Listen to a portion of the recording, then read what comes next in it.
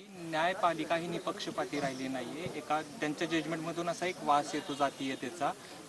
Doctor Babasaheb आंबेडकरांनी देखील याला आरक्षण द्यायला पाहिजे होतं न्यायपालिकेमध्ये. या वक्तव्याकडे कसं बघता?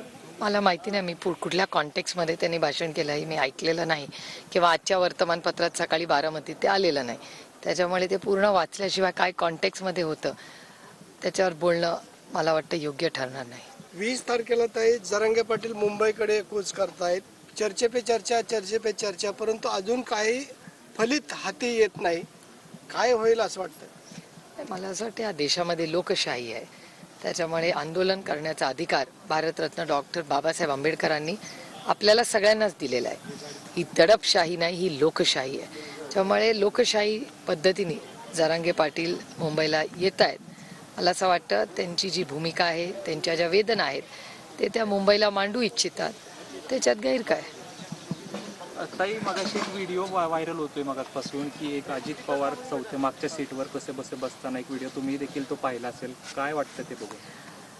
नाही, तो व्हिडिओ कोणी व्हायरल केलाय माहिती नाही, पण मला असं वाटतं की महाराष्ट्राचे माननीय मुख्यमंत्री ड्रायव्हर सीटमध्ये असं काहीतरी व्हिडिओ फिरतोय असे अनेक लोक म्हणतात. मगाशी खरं तर मी पाण्याच्या प्रश्नाचे इथे होते त्याच्यामुळे असं मला मगाशी कोणीतरी सांगितलं, पण मला माहिती नाही म्हणजे त्याच्यात काय. ठीक आहे, आता सगळे एकत्र कुठे जात असतील तर त्या गाडीच्या व्हिडिओचं काय एवढं.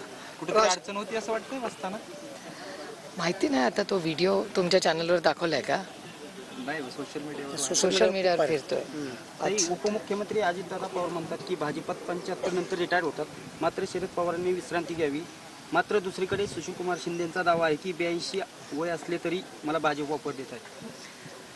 भारतीय जनता पक्षात मला तरी माहिती नाही असा काही रूल आहे. भारतीय जनता पक्षात माननीय अडवाणीजी हे शेवटचं इलेक्शन जेव्हा लढले ना तेव्हा ते 86 होते.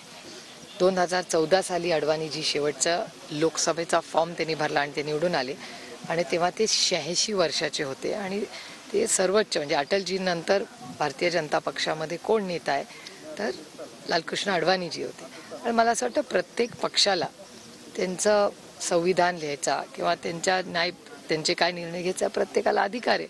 त्यामुळे प्रत्येकाने आपापल्या पक्षात काय वय करावं तो त्याचा वैयक्तिक प्रश्न आहे ना. राष्ट्रवादीच्या अपात्रते संदर्भात सुनावणी पूर्ण झालेली आहे, निकाल येणं बाकी आहे. काय होईल वाटतं कुठला इलेक्शन कमिशन? हा इलेक्शन कमिशनचा निकाल येणं बाकी आहे.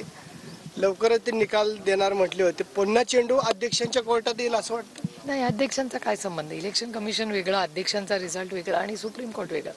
3 ठिकाणी आम्हाला नोटिसेस आल्या आहेत. पहिली आली इलेक्शन कमिशनमधून, दुसरी डिस्क्वालिफिकेशन केस झाली आणि तिसरी कोर्टात सुप्रीम कोर्टात चालली. त्यामुळे 3 वेगळ्या गोष्टी आहेत ह्या. त्याचा फार काही एकमेकाशी संबंध आत्ता लावणं मला वाटतं रिझल्ट यायच्या आधी संयुक्तिक राहणार नाही. धन्यवाद.